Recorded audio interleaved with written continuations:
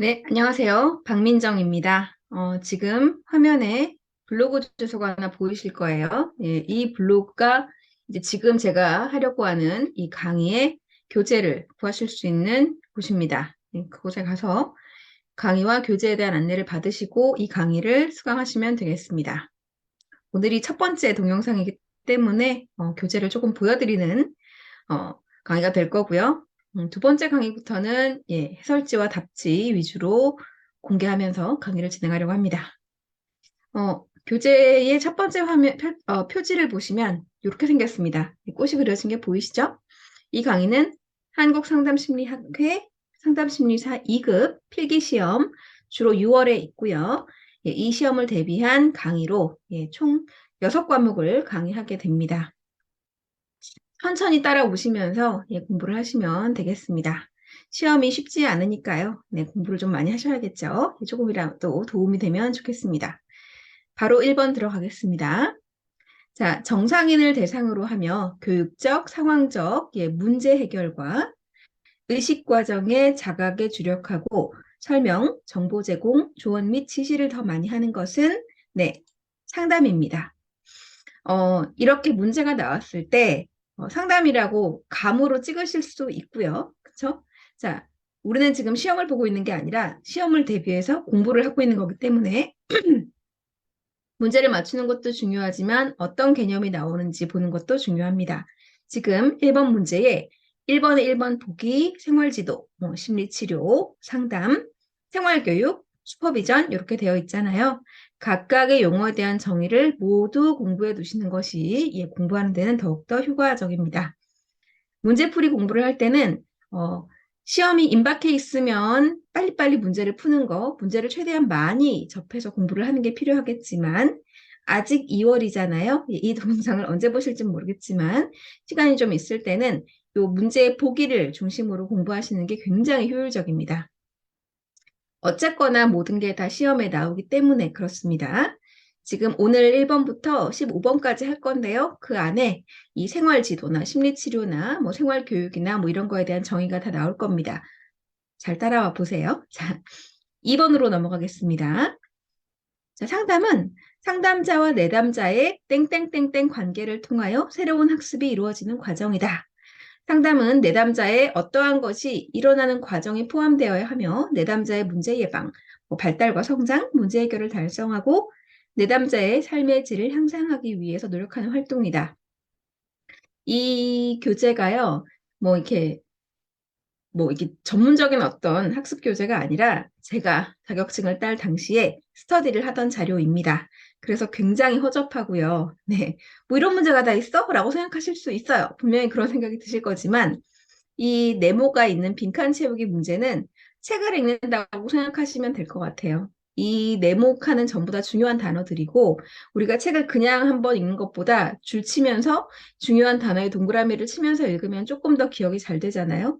그런 것처럼 한번 책을 읽어가면서 개념 정리를 하는 거다. 이 빈칸 채우기는 그런 거다라고 인지하시고 공부를 하시면 되겠습니다. 상담은요, 상담자와 내담자의 상호작용 관계가 이루어지는 상호관계를 통해서 학습을 하는 과정이고요. 상담은 내담자의 심리적인 변화가 반드시 일어나야만 합니다. 이게 안 된다는 생각이 들면 네, 상담을 접어야겠죠. 다른 사람한테 넘기던가. 심리적인 변화가 일어나는지 안 일어나는지의 기준은 뭐가 될까요? 네, 상담 목표가 그 기준이 되어집니다. 다음 문제에서 나올 거예요. 자, 일단 2번 답은 상호작용과 심리적인 변화입니다. 3번 문제를 보시면 자, 앞에 네모 하나는 별표가 1개, 첫 번째 줄에 제일 끝부분에 있는 거에는 별표가 땡땡 2개가 있죠. 앞에 네 글자와 뒤에 네 글자가 서로 다르다는 뜻입니다. 굉장히 허접한 교재라고 제가 말씀을 드렸죠. 자, 첫 번째 네모칸은요. 실생활에 필요한 지식, 기능, 태도 등을 습득시키는 교육이고 두 번째 네모칸 땡땡땡땡는 학생들이 학교 내외에서 당면하는 적응 발달상의 문제를 돕기 위해 마련되는 교육적, 사회적, 도덕적, 직업적 영역의 계획적 지도 활동이라고 되어 있습니다. 개념 정리이기 때문에 문제 안에 답이 다 들어가 있습니다. 첫 번째 거는 생활교육에 대한 정의이고요. 두 번째 거는 생활지도에 대한 정의입니다. 자, 이게 다 1번 문제에 있는 보기들의 그 정의들이잖아요. 이렇게 정리를 해나가시면 됩니다. 자, 4번은 자, 이번 네 글자 땡땡땡땡는 환자를 대상으로 놓고 증상을 제거하고 수정하고 완화하며 긍정적 성격 발달을 증진시킬 목적으로 훈련된 사람이 환자와 전문적인 관계를 형성하여 정서적 문제를 심리학적 방법으로 치료하는 것입니다. 이 긴 문장 안에 제일 중요한 단어 두 개를 뽑으라고 한다면요. 예, 환자와 치료입니다. 환자를 대상으로 놓고 치료하는 것이기 때문에 자, 이것을 심리치료라고 합니다. 심리치료는 어때요? 심층 분석적 문제 해결과 무의식적 동기의 통찰에 역점을 두고 경청, 해석, 지지를 더 많이 합니다. 영어로 심리치료사라고 하면요. 사이코테라피스트라고 합니다. 상담사라고 하면요. 카운슬러라고 합니다. 용어가 다르죠. 심리치료와 상담은 서로 다른 것이기는 하지만 굉장히 많은 부분이 겹쳐집니다. 그렇죠? 하지만 우리는 지금 공부를 하고 있잖아요. 이론을 가지고 문제를 내서 글자 하나 차이에도 집중을 해야 되는 거기 때문에 심리치료와 상담을 같은 거로 보시면 안 되고 필드에서는 같은 것으로 거의 대부분 퉁치고 넘어갈지언정 정의를 공부할 때는 정확하게 정의를 알아두셔야 됩니다. 어떤 것과 비교해서 보시냐? 다음 5번 문제와 비교해서 보시면 됩니다. 5번 문제의 답은 상담입니다. 상담에 대한 정의가 어떻게 다른지 한번 보세요. 자, 상담이란 정서적 문제와 사고방식, 행동양식, 대인관계 등 일상생활의 주요 과제와 요인을 두루 취급하며 정상인을 대상으로 합니다. 네, 심리치료는 환자를 대상으로 하지만 상담은 정상인을 대상으로 합니다. 근데 무엇이 정상이냐라고 따지고 들면 디테일하게 보면 굉장히 복잡해지잖아요. 여기까지만 시험에 나올 겁니다. 만약에 상담과 심리치료를 구분한다면 이 정도에서 비교하는 문제가 나올 거예요. 심리치료는 환자를 대상으로 치료하는 활동이다.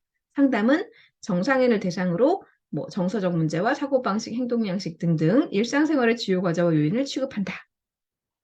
자, 칼 로저스는 이를 가리켜 상담을 가리켜 상담자와의 안전한 관계에서 내담자가 과거에 부정했던 경험을 다시 통합하여 자기 자신으로 변화하는 과정이라고 하였다고 합니다. 자, 과거에 부정했던 경험을 다시 통합해서 자기 자신으로 막 변화해가는 사람. 칼 로저스 입장에서 보면 너무나 잘 준비된, 잘 따라오는 내담자이겠죠. 이상적인 목표입니다. 칼 로저스는 이를 가리켜서 fully functioning person이라고 했습니다. 완전히 기능하는 사람이라고 했죠. 자, 타일러는 상담을 뭐라고 했느냐? 개인적 발달의 방향으로 현명한 선택이 이루어지도록 촉진하는 것이라고 하였고요. 심리학자 이장호 교수님은 자, 도움을 필요로 하는 사람인 내담자가 전문적 훈련을 받은 사람인 상담자와의 대면에서 생활과제 해결과 사고, 행동, 감정 측면에 인간적 성장을 위해 노력하는 학습 과정이라고 하였습니다. 이게 옛날 책이라는 증거가 여기에 있습니다. 지금 대면에서 생활과제 등등등 얘기를 했잖아요. 네, 상담의 정의니까 그렇습니다. 2019년이죠. 코로나가 시작된 게 그때부터 지금까지 한 3, 4년 됐나요? 네, 4년까지는 안 된 것 같고 이 옛날 책을 보시면 대면 상담 이외의 다른 상담은 상담으로 취급도 안 했습니다. 예를 들면 전화 상담이라던가 화상 상담이라던가 이 한국상담심리학회에서도 코로나 때문에 어쩔 수 없이 이 화상 상담을 이렇게 온라인 상담, 그쵸? 사이버 상담을 인정한 건 있는데 수련으로 인정해 준 건 있는데 조건을 붙였었죠. 그쵸? 언제까지밖에 안 돼. 이건 한시적인 거야. 계속 그렇게 이야기를 하다가 지금은 애매합니다. 지금 얘네들도 세상이 자꾸 바뀌어가니까 그 세상에 쫓아가야 되는지라 지금도 이 학자들 간에는 사이버 상담을 인정해야 된다, 인정하지 말아야 된다. 굉장히 논란이 많습니다. 지금 이 책은 옛날 책에서 제가 공부를 한 거기 때문에 대면이라고 딱 못을 박았지만 이제는 대면 상담만을 상담으로 인정하지는 않는 분위기입니다. 근데 이것도 언제 횟가닥 바뀔지 모르기 때문에 제가 이렇다 저렇다 말씀을 드릴 수는 없고요. 늘 한국상담심리학회 홈페이지를 확인하셔야 됩니다. 실컷 상담 다 해놓고 인정 못 받는 경우가 생길 수 있어요. 자, 그 다음 6번은요. 자, 상담을 나눕니다. 이 교재가 얼마나 허접한 교재인지 잘 보여주는 문제라고 할 수 있습니다. 자, 상담은 무엇에 따라 나뉜다 하고 이게 글이 써 있는데 뜬금없이 5번이 나왔죠. 네, 이게 1번, 2번으로 가야 되는데 제가 아마 다른 문제하고 섞어서 하다가 이렇게 글을 쓴 것 같은데 제가 책을 읽어가면서 이게 줄치고 하는 것보다 저는 컴퓨터가 더 편한 사람이기 때문에 컴퓨터를 놓고 책을 보면서 다다다다닥 쳐가면서 요 모양으로 만들어 놓은 교재라서 네, 뜬금없이 5번이 튀어나왔습니다. 그냥 1번, 2번, 3번, 4번 어디 갔지 하신다면 없습니다. 네, 그냥 5번으로 공부하신 데는 별 지장이 없을 것 같은데 헷갈리실 것 같아서 말씀을 드렸습니다. 자, 상담은 무엇에 따라서 개인 상담과 집단 상담으로 나뉠까요? 네, 사람의 수가 다르잖아요. 그래서 구성 인원이라고 하고요. 그 다음에 아동이냐, 청소년이냐, 성인이냐, 노인 상담이냐로 나뉜다는 것은 나이죠. 네, 다시 말해 연령에 따라서 나뉘는 거고요. 상담인데 문제 예방, 발달과 성장, 문제 해결 이런 기준으로 나뉘는 것은 조력 욕구에 따라 나뉘는 것이고요. 정신건강, 진로성, 성장, 비행, 학습, 중독, 가족, 재활, 위기, 목표 상담 이렇게 나누는 것은 문제 유형에 따라서 나뉘는 것이라고 보시면 되고 놀이치료, 미술치료, 독서치료, 음악치료, 원예치료는 지금 수단을 가지고 방법을 가지고 나눴잖아요. 네, 조력 수단에 따라서 나뉜 것이라고 보시면 됩니다. 자, 7번으로 넘어가서요. 자, 다음은 무엇에 대한 설명인가? 예, 정신분석 이론과 행동주의와 행동수정 이론, 행동주의와 인간중심 상담 이론과 인지상담 등등이 나왔습니다. 모든 것에 공통되는 어떤 단어가 있나 보네요. 굉장히 뻔한 거라고 감을 잡으시면 되겠습니다. 개념 정리죠. 자, 정신분석 이론은 무의식을 의식화하여 개인의 성격 구조를 수정하고 자아의 기능을 강화시키는데 이것을 둡니다. 지금 이 짧은 문장에서 정말 중요한 단어를 밑줄을 치라고 한다면 무의식의 의식화겠네요. 그렇죠? 프로이트가 주창한 정신분석 이론은요. 문제 해결의 방법을 무의식의 의식화, 무의식에 있는 것을 의식으로 끌어내는 것으로 규정을 했습니다. 여러분이 한상심 나중에 필기시험은 너끈히 합격하실 거라고 저는 믿고 있고요. 예. 지금 이 교재 말고 그 2권이 더 있잖아요. 책이, 그쵸? 블로그에 와서 보시면 아시겠지만. 한 자격증을 준비하는데 어려운 문제들, 그쵸? 를 문제집을 3권을 풀고도 떨어지는 분들은 많이 안 계십니다. 물론 계세요. 물론 계시지만, 아깝게 떨어지시지, 정말 이렇게 바닥을 헤매시는 분들은 많이 안 계셨고, 그래서 작년에 같이 공부하신 분들 중에도 정말 많이 합격을 하셨습니다. 제가 왜 여기 앉아서 유튜브에 올릴 강의 영상을 찍고 있겠어요? 저도 너무나 뿌듯했고, 떨어지신 분들은 너무나 안타까웠습니다. 정말, 예, 이게 과목이 많고 평균으로 합격을 하다 보니까 다 잘하셨는데 정말 몇 점이 부족해서 떨어지신 분들은 많으셨어요. 대부분이셨어요. 예, 그래서, 이 문제가 나올 때마다 중요한 단어를 체크해 가시면서 문제집을 3권 푸시면 필기 시험은 웬만큼 붙는다라고 좀 자신 있게 자신을 좀 토닥토닥 해주셔도 됩니다. 공부 열심히 하고 계시죠? 그렇죠? 자, 근데 이 한상식 면접이 정말 쥐약이거든요. 너무나 어렵고 작년까지는 이제 그 온라인으로 면접을 본 것 같은데 그래도 조금 환경적인 어떤 압박은 좀 덜했을 수 있는데 아마 올해, 그쵸? 내년이 아니라 올해부터는 지금 나온 공지로 보면은 면접도 대면으로 보는 것 같아서 이 압박 면접에 를 아주 실하게 체험하실 수 있는 게 한상식 면접인데 어떤 분이 작년에 이 정신분석 이론에 대한 질문을 받으셨다가 막 얘기를 하셨어요. 이게 프로이트에 대해서 막 방어 기제 얘기도 하시고, 무의식 얘기도 하시고 하셨는데, 다 얘기하고 나니까 공부 많이 했잖아요. 뭔가 찜찜하셨던 거예요. 그래서 저랑 같이 얘기를 막 나누다가, 아, 내가 무의식의 의식화라는 말을 꺼내지 않았구나 하고 땅을 치셨습니다. 예, 무의식의 의식화는 굉장히 정신분석 이론에 있어서 중요한 개념이기 때문에 어쨌거나 정신분석 이론에 대해서 누가 이야기를 해보라고 하면 네, 무의식의 의식화를 연결해서 한마디 하시는 걸로 이렇게 기억을 하고 계시면 되겠습니다. 자, 이 4글자가 도대체 무엇일까요? 그 2번째 줄을 보시면 행동주의 이야기가 나옵니다. 행동수정 이론은 바람직하지 않은 행동은 감소시키고 바람직한 행동만을 증가시키는데 이것을 두었습니다. 그리고 이제 칼 로저스의 인간 중심 상담 이론은 자아와 경험의 불일치를 제거하고 방어 기제를 내려놓게 함으로써 충분히 기능하는 인간으로 만드는데 이것을 두었습니다. 자, 인지 상담 이론, 백과 앨리스 이름이 떠오르시면 공부 잘하신 겁니다. 네, 자, 이거를 자동적 사고를 변화시키고 인지 도식을 새롭게 구성하도록 하여 합리적인 사고를 하는데 상담 목표를 두었습니다. 이것의 답은 상담 목표입니다. 이 상담 목표는요, 상담이 잘 진행되는지, 언제 상담을 종결해야 하는지 판단의 기준이 되어주기 때문에 굉장히 중요합니다. 예. 형성평가와 총괄평가의 기준이 되어준다고 되어 있는데, 역시나 옛날 책이라는 거 아시겠죠? 70년대에 태어난 저 같은 사람은 형성평가니 총괄평가니 하는 말이 굉장히 익숙한데, 이게 뭔 소리야? 하시는 분들이 계시다면 과감히 찍찍 그어버리셔도 됩니다. 누가 요새 이런 말을 쓴다고, 그쵸? 자, 또한 상담자와 내담자가 나아가야 할 방향을 제시해주며 상담의 결과나 효과를 평가할 수 있는 기준을 제시하기 때문에 상담 목표는 굉장히 중요합니다. 그래서 상담 목표에는 소극적인 수준과 적극적인 수준이 있습니다. 여러분 공개 사례 발표 같은 거 보고서 작성하실 때 상담 목표 쓰실 때 혹시 많이 좀 까다롭게 인지하지 않으셨나요? 저는 상담 목표를 쓰는 게 너무나 힘이 들었거든요. 하여간에 뭐 공개 사례 발표든 뭐든 이렇게 상담 목표만 쓰면은 슈퍼바이저님들한테 한마디씩 들었던 것 같아요. 이렇게 쓰면 안 된다, 저렇게 쓰면 안 된다. 그래서 거기에 대해서 좀 보다 보니 소극적 수준과 적극적 수준으로 아예 나눠서 써버리면 별 말씀을 안 하시더라고요. 네.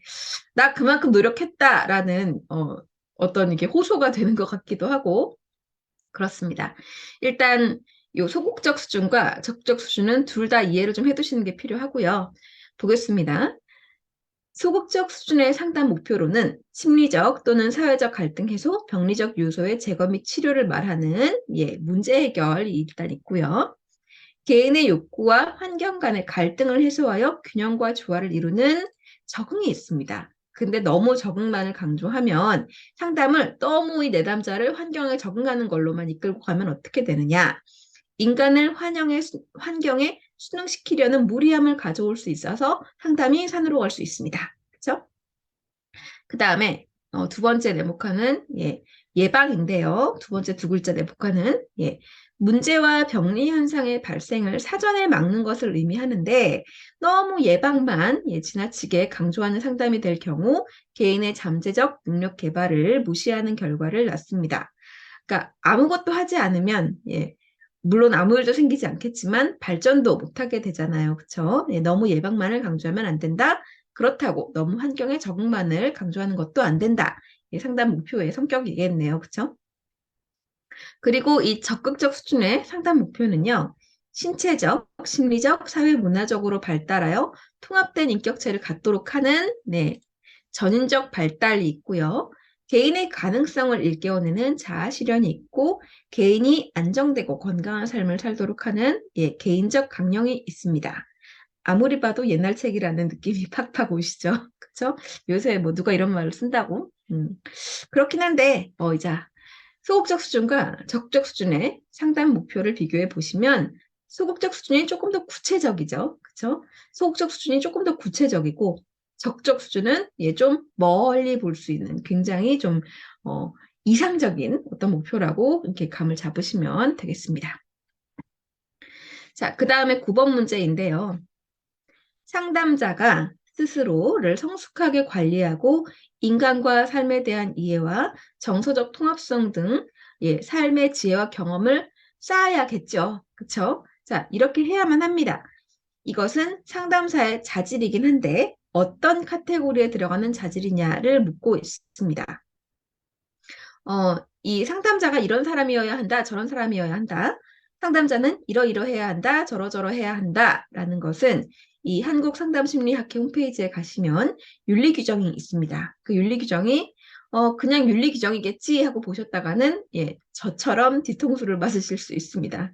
저는 시험 공부를 할 당시에 윤리 규정이라고 해서 그냥 맞는 말만 다 나와 있는 줄 알았어요. 윤리적인 거만 고르면 되겠지. 그래서 이 시험에서 이 한상심 상담심리사 2급 시험을 볼 때 첫 번째 과목이 상담심리학입니다. 지금 우리가 보고 있는 거죠. 이거에 1번부터 5번 내지 6번 정도 한 대여섯 개의 문제는 윤리 규정에 관련된 문제가 나옵니다.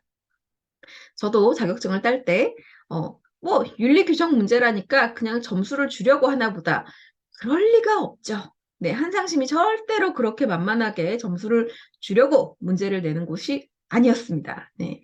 근데 이렇게 딱 문제를 폈는데, 저는 윤리 규정에 대한 문제이니까 그냥 틀린 말만 고르면 되는 줄 알았어요. 맞는 말만 고르던가 틀린 말만 고르면 되는 줄 알았더니, 아이고, 이렇게 복잡한 문제가 나오더라고요. 자, 지금 이 자질에 대한 이야기를 했는데, 상담사가 이렇다 저렇다 이렇다 저렇다 하는 것을 카테고리에 넣어서 이것은 어떤 자질이다, 저것은 어떤 자질이다, 또 어떤 능력이다, 뭐 갖춰야 될 조건이다, 이렇게 규정을 막 해놨어요. 그 카테고리를 정말 잘 보셔야 됩니다. 문제를 한번 보세요. 자, 일단 상담자가 스스로를 성숙하게 관리하고 인간과 삶에 대한 이해와 정서적 통합성 등 삶의 지역 경험을 쌓는 것은 인성적 자질에 관련된 조건입니다. 예, 인성적 자질에 관련된 조건이고요. 전문적인 지식을 갖추는 것은 말 그대로 예, 전문적 자질에 해당하고요. 자, 상담사 개인의 욕구를 분석하여 우리 자기 분석 엄청나게 받잖아요. 인지하고 통제하며 자, 상담사가 내담자한테 너무 개인적인 영향을 많이 주면 안 되니까 우리는 미리 자기 분석을 받아서 이 상담사 개인의 욕구를 분석하고 인지하고 통제하고 있어야 됩니다. 그렇죠? 자, 그래서 도덕적, 윤리적으로 올바른 자세를 갖는 것은 윤리적 자질의 조건에 해당을 합니다. 네, 이렇게만 보면 굉장히 쉬운데 한번 보세요. 만약에 자, 다음 중 틀린 말을 고르시오라고 했어요. 보기가 상담자가 스스로를 성숙하게 관리하고 인간과 삶에 대한 이해와 정서적 통합성 등 삶의 지혜와 경험을 쌓는 것은 상담사의 윤리적 자질의 조건에 해당한다. 이 말은 틀렸나요? 맞나요? 네, 다 맞는 말인데 그것은 윤리적 자질이 아니라 인성적 자질에 관련된 조건이기 때문에 이 말은 틀렸습니다. 앞에 상담자가 이렇게 저렇게 이렇게 뭐 정서적 통합성 등 삶의 지혜 경험을 쌓아야 한다라는 것은 틀린 말이 아니에요. 그런데 이것을 윤리적 자질이라고 말을 하는 게 틀린 거죠. 그래서 이것을 인성적 자질이라고 말을 할 수 있어야 됩니다. 이제 이거를 알고 윤리 규정을 다시 한번 읽어보시면 굉장히 헷갈리게 적어놨다는 걸 알고 아실 수 있을 거예요. 그렇습니다. 네, 골치가 아픕니다. 이따가 15번 문제에서 다시 한번 풀어보도록 하겠습니다. 자, 그리고 10번으로 넘어가면요. 자, 상담자가 여러 가지 이렇게 기법을 쓰는데 그것을 이야기하고 있습니다. 자, 상담자의 자세에서 땡땡이란 내담자의 말과 생각을 상담자의 말로 요약하여 나타내어 돌려주는 것입니다. 여기서 중요한 단어는 상담자의 말로 돌려준다는 것입니다. 자, 이것의 목적은 뭐예요? 내담자의 감정의 의미를 명료화해 주는 것입니다. 이거를 반영이라고 합니다. 자, 그리고 또한 상담자의 자세에서 땡땡이란 직접적 가설적인 형식 질문을 통해 이루어질 수 있고요. 내담자가 보이는 행동들 간의 관계 및 의미에 대한 가설을 제시하는 것입니다. 이게 뭘까요? 네. 자, 해석입니다. 자, 여기서 제일 중요한 단어는 가설이라는 겁니다. 자, 뭐뭐가 아닐까요? 뭐뭐인 것 같은데요? 라고 상담자가 말을 했다면 확실하지 않은 거죠. 그렇죠? 자, 가설은 해석이라고 이제 좀 기억을 해두시면 문제 풀기가 조금 쉬우십니다. 자, 해석을 효과적으로 사용하면 내담자를 통찰로 이끌어 감정의 정화, 행동의 변화를 유발하고 자기 통제를 촉진할 수 있습니다. 근데 이렇게 이것은 이것이다, 저것은 저것이다 하고 정의만 나와 있으면 어려울 게 없어요. 근데 이게 실제로 내담자와 상담자의 대화를 써놓고 이 기법이 무엇이냐 물었을 때, 이거는 반영이다, 이거는 해석이다, 뭐, 이렇게, 이거는 뭐 즉시성이다, 이렇게 대답하기는 쉽지가 않습니다. 자, 11번 문제에서 한번 풀어볼게요. 다음 대화 내용에서 상담자가 사용한 상담 기법은 무엇인가? 그랬어요. 자, 보기를 먼저 한번 보세요. 1번, 무조건적, 긍정적 존중, 공감적 이해 또는 경청, 진실성, 반영. 이거 다 알고 계셔야 됩니다. 그러니까 지금은 공부를 하시는 중이니까 1번부터 5번까지의 보기가 어떤 뜻인지를 정리해가면서 공부를 하시면 되겠습니다. 일단 보기를 한번 보세요. 내담자가 이야기를 합니다. 저는 결혼도 못했고, 취직도 못했고, 나이만 먹어가는 것 같아요. 친구들도 이런 저를 피하는 것 같아서 제가 친구들한테 연락하기가 힘이 듭니다. 라고 내담자가 말을 하니까 상담사가 말을 합니다. 본인의 상황이 많이 힘들게 여겨져서 친구들과 연락하기가 꺼려지시나 보네요. 지금 상담사가 한 말 중에 내담자가 한 말을 그대로 반복한 건 몇 개 없죠. 상담사가 자기의 언어로 내담자의 말을 다시 돌려주었습니다. 자, 이것을 반영이라고 합니다. 그렇죠?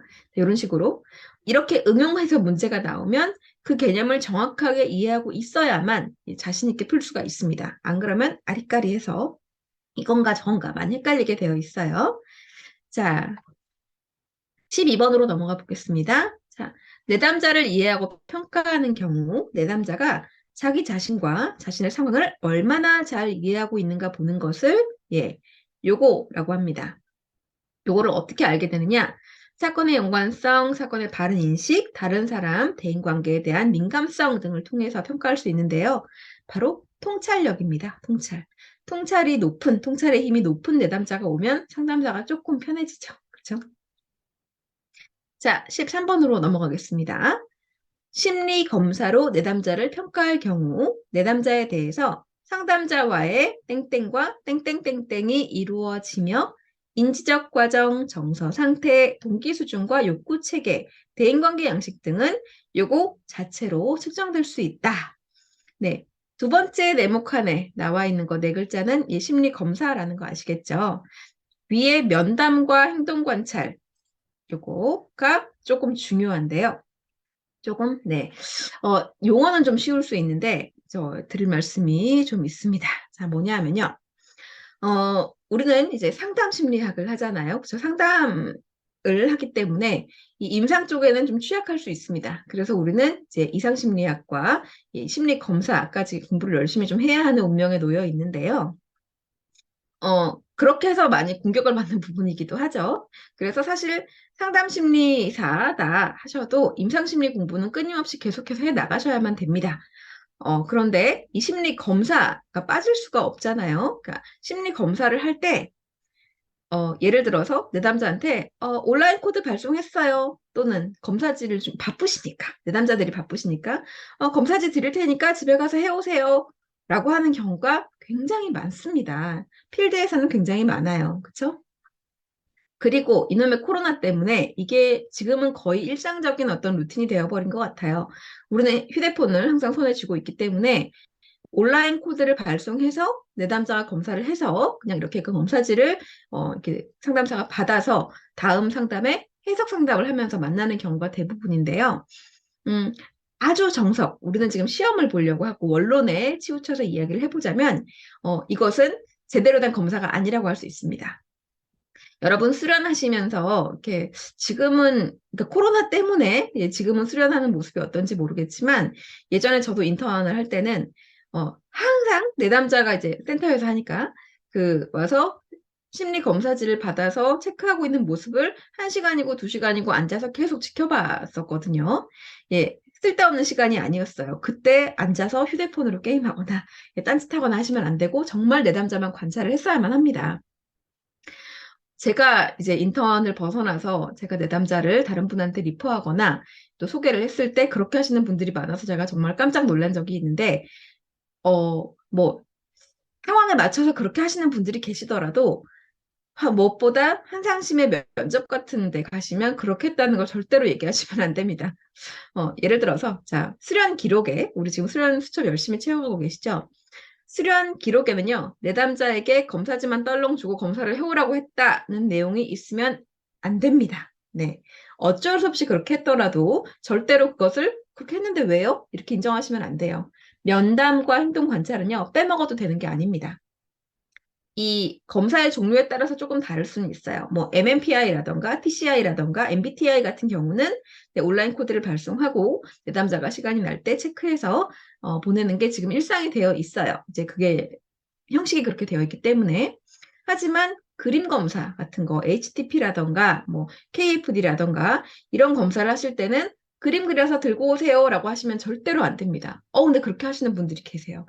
그림을 그리는 과정, 또 내담자가 어떻게 그림을 그리는지 그 모습, 반드시 행동 관찰이 들어가야 되고, 그림을 그린 즉시, 예, 이건 이렇게, 어떻게, 어떤 의미로 그리셨어요? 이 집에 누가 살고 있나요? 이 아이는 몇 살인가요?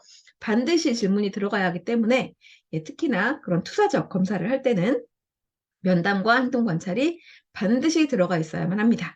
예, 그 내용을, 그러니까 어쩔 수 없이 뭐 거리상의 문제라던가 뭐 시간상의 문제라던가 좀 건너뛰고 좀 그런 루틴을 그런 해야 되는 걸 하지 않은 검사를 할지라도 수련 기록에는 절대로 그렇게 남기셔서는 안 된다는 이야기를 드리고 있습니다. 제대로 해도요. 제대로 검사를 다 해도 면접에서 면접관들 앞에 있으면 머릿속에 하얘져서 말실수하실 수 있습니다. 예, 우리는 정석이 무엇인지, 원리 원칙이 무엇인지 항상 예, 알고 있어야만 합니다. 자, 이 얘기는 이렇게 기록으로 남기면 안 되는 거 아닌가 모르겠는데 하여튼 네. 자, 14번으로 넘어가겠습니다. 지금도 보기를 보시면 비심판적 태도의 원리, 의도적 감정 표현의 원리, 자기결정의 원리, 수용의 원리, 개별화의 원리라고 되어 있죠. 예, 이런 것도 전부 다 뭐가 뭔지 알고 계셔야 됩니다. 해설지를 한번 쭉 보시면 제가 정리해 놓은 바가 있습니다. 그렇죠? 자, 14번. 상담의 기본 원리 중 내담자를 하나의 인격체로 존중한다는 것을 말과 행동, 비언어적 태도로 전달하는 것. 이 뭐냐? 수용의 원리입니다. 예, 굉장히 중요한 거라서 예, 많이 나오는 답입니다. 답으로 수용의 원리가 참 많이 나와요.